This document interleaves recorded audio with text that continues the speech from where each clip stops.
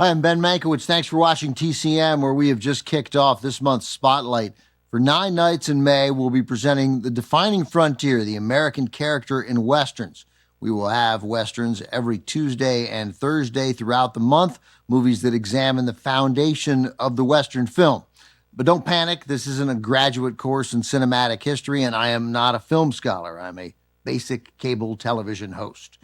These movies will, as always, engage and entertain you. We open tonight with an 11-minute movie, the short considered the first American Western, The Great Train Robbery from 1903. Up next, another picture from the early days of big-screen Westerns. From 1912, The Invaders. The film achieves what the primitive Westerns that came before it failed to do, tell a realistic and relatively sophisticated story. The Invaders kicks off with the signing of a treaty between the Sioux Nation and the U.S. government. The U.S. soon violates the treaty and war erupts. The Invaders runs 3 reels, around 40 minutes, making it an epic in comparison to the standard 2-reel films of its day. It was produced by one of the early pioneers of film, Thomas Ince. In 1911, Ince acquired several square miles of land near Santa Monica, California, and set out to make movies.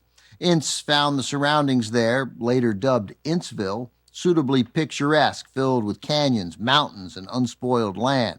Ince then took performers straight from an Oklahoma Wild West show, including cowboys, cowgirls, skilled riders, herds of buffalo and cattle, as well as members of the Oglala Sioux tribe. Ince's films immediately looked better than most of the Westerns of the era, many of which used New Jersey to stand in for the rugged West. Don't get me wrong, Red Bank, Chatham, and Montclair are lovely, but they're not Monument Valley. While Ince took credit for co-directing The Invaders, film scholars see it clearly as the work of Francis Ford.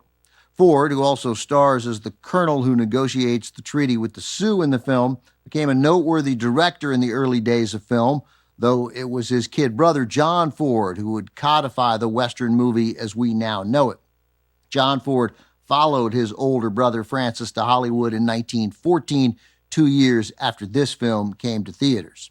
The films of John Ford are heavily featured in our month-long series on Westerns, but right now, take in this essential early Western directed by John Ford's brother Francis. From KB Pictures in 1912, The Invaders.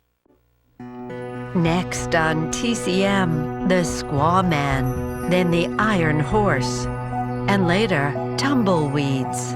TCM keeps it rolling tonight.